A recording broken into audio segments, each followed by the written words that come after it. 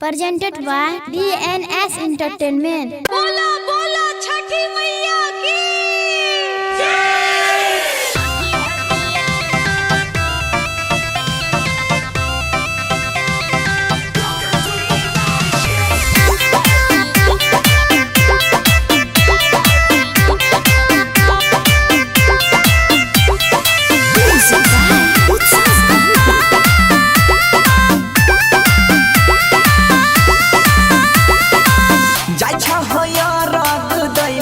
साली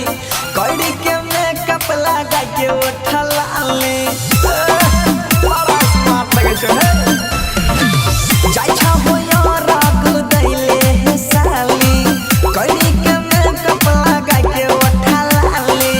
घर में मारा कहो तलाबाजी जा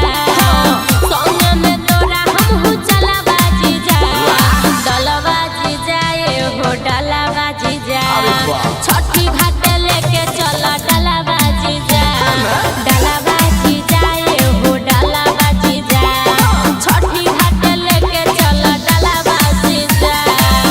तोरा साली जी कहते के हम नहीं जाइए आप ना भेलो Samsung recording studio Raja Mansi.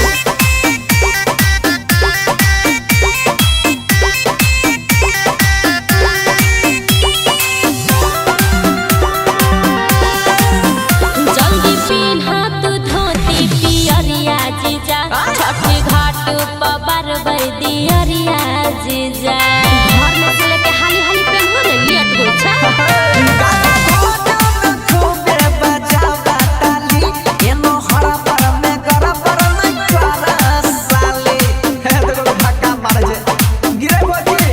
भरल छै पचरंग फलबाजी जा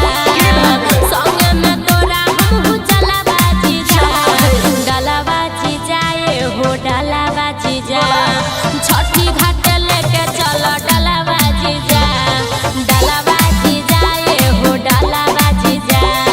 छठी घाट लेके चल डलबाजी जा हटको करबू चल ना जल्दी Samsung recording studio Raja Mansi.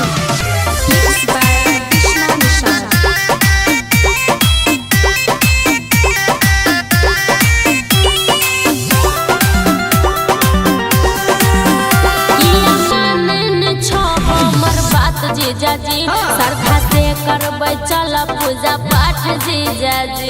कभी काल सालियों के बात मान लेल करा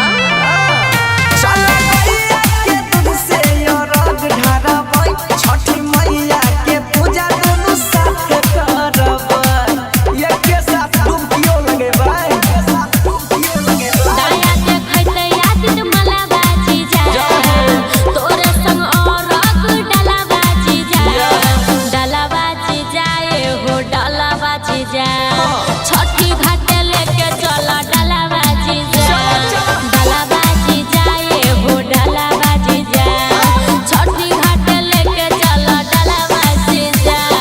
जल्दी चल हो ना दीदी चल गेले बाट देखैत हेते भर गए तो मजाके में समय बिताई देबो ना भाई।